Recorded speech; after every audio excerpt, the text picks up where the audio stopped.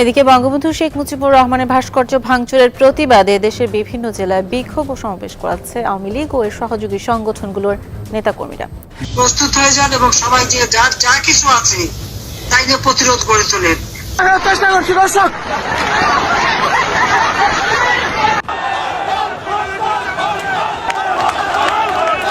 12 ফেব্রুয়ারি জাতির পিতা বঙ্গবন্ধু শেখ মুজিবুর রহমানের স্মৃতিবিজড়িত ধানমন্ডি 32 নম্বর বাড়ি ভাঙচুরের প্রতিবাদে রাতভর বিক্ষোভ মিছিল ও হরতাল পালন করছে আওয়ামী লীগ, ছাত্রলীগ এবং এর অঙ্গ সংগঠনের নেতাকর্মীরা। সোমবার রাত থেকে শুরু হওয়া বিক্ষোভ মিছিল রাজধানী ঢাকা সহ দেশের বিভিন্ন স্থানে ছড়িয়ে পড়ে। মিছিল থেকে তীব্র নিন্দা ও প্রতিবাদের স্লোগান দেওয়া হয়েছে, পাশাপাশি দোষীদের দ্রুত বিচারের আওতায় আনার দাবি জানানো হয়। আওয়ামী লীগের একাধিক নেতার ভাষ্যমতে বঙ্গবন্ধুর স্মৃতিবিজড়িত এই স্থানে হামলা দেশের ইতিহাস ও সংস্কৃতির ওপর আঘাতের শামিল।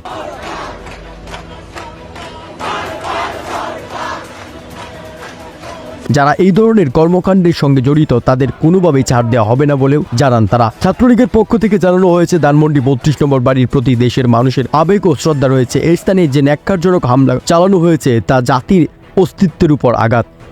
ঢাকায় বাংলাদেশে নিযুক্ত যে চার্জ দ্য অ্যাফেয়ার্সের ট্রেসি জ্যাকবসন, উনি প্রধান উপদেষ্টার সাথে বৈঠক করেছেন। আলোচনার মূল বিষয়বস্তু ছিল দেশের আইন শৃঙ্খলা পরিস্থিতি ও আসন্ন নির্বাচন।